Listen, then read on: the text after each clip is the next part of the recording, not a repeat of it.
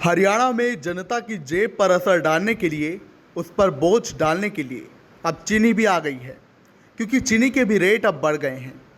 और जब इसी को लेकर हरियाणा सरकार में मंत्री रणबीर गंगवा से सवाल किया गया तो उन्होंने इससे पल्ला झाड़ दिया। उनका रिएक्शन आपको दिखाएंगे, लेकिन पहले आपको बताते चले कि पानीपत में जिला कष्ट निवारण समिति की बैठक में मंत्री गंगवा लोगों की समस्याएं सुनने पहुंचे थे।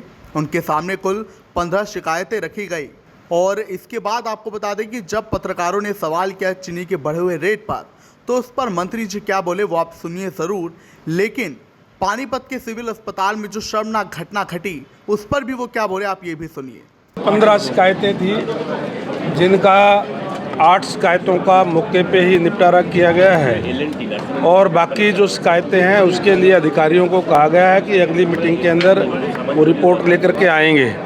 हमारी सरकार जनता के द्वारा चुनी गई है, जनता के द्वारा है, इसलिए हर महीने जनता में आकर के हर ज़िले के अंदर माननीय सीएम साहब की तरफ से ड्यूटी लगाई हुई है मंत्रियों की कि लोगों की बात सुन करके उनकी समस्याओं का रिजोल्व करने का काम करें। और आज उसी के तहत पानीपत की हमारी जो मासिक बैठक थी, इसके अंदर जो शिकायतें आई हैं जितनी रिजोल्व की गई वो आपको बताने का काम किया है। सर, सबसे बड़ी समस्या जो हॉस्पिटल में घटना घटी उसके लिए प्राइवेट को तो सच होगी, लेकिन बिल्कुल देखिए ये ठीक है कि प्राइवेट एजेंसी को काम दिया हुआ है और ये सीएमओ साहब को भी इस बात के आदेश दे दिए हैं कि जो प्राइवेट जो लोग हैं जो वो चला रहे हैं, जिन्होंने इसमें कोताही बरती है, उनके खिलाफ भी कार्रवाई की जाएगी। देखिए ये तो मुझे इतना वो नहीं कि 20 रुपये तो नहीं बढ़े होंगे, लेकिन ये बाज़ार का मामला है, कई बार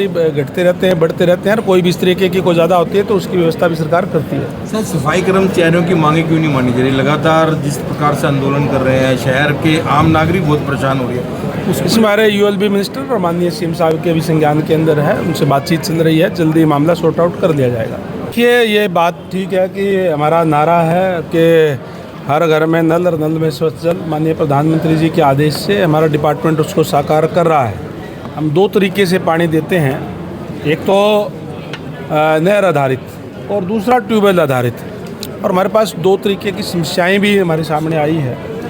एक तो जो जहाँ भी ट्यूबवेल है, जहाँ डार्क जोन है, ज़्यादा पानी नीचे चला गया है, वहाँ पे इस तरीके की शिकायत आती है। अब समय समय पर सैंपलिंग लेकर के जहाँ भी अगर कोई ज़्यादा TDS उसके अंदर पाया जाता है तो फिर उसका या तो हम जो नहर आधारित का प्रयास करते हैं और या फिर दूसरी जगह पे ट्यूबवेल लगा करके जिसका अच्छा पानी होता है वो हम पानी देने का सप्लाई करने का काम करते हैं। ये सैंपल हमारे 23 ज़िले हैं, 23 के 23 ज़िलों के अंदर हमारी लेबोरेटरी बनी हुई है और उन लेबोरेटरी से हम चेक करते हैं ताकि हम स्वच्छ पानी लोगों को दे सकें। दूसरा, जहाँ भी जो नहर आधारित पानी हम देते हैं वहाँ खासकर जो झज्जर है, दादरी है, भिवानी है, हिसार है, ये ऐसा एरिया है जिसमें वाटर लेवल जो ऊपर आ गया है, जहाँ वाटर लेवल ऊपर आ गया है वो उसका टैंक टूट करके नीचे का पानी मिक्स हो जाता है।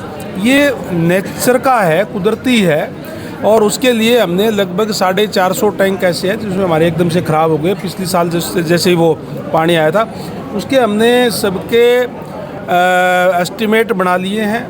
एक मुश्त हम अलग से पैसे की व्यवस्था करके माननीय सीएम साहब ने आदेश दिए हैं कि हम सारे के सारे टैंकों का एक मुश्त ही हम उसको ठीक करवाने का काम कर रहे हैं ताकि हम सबको अच्छा जल उपलब्ध करा सकें। ये हमारा संकल्प है कि हमारा माननीय प्रधानमंत्री जी का जो नारा है कि हर घर में नल और नल में स्वच्छ जल, उसको हम साकार कर रहे हैं।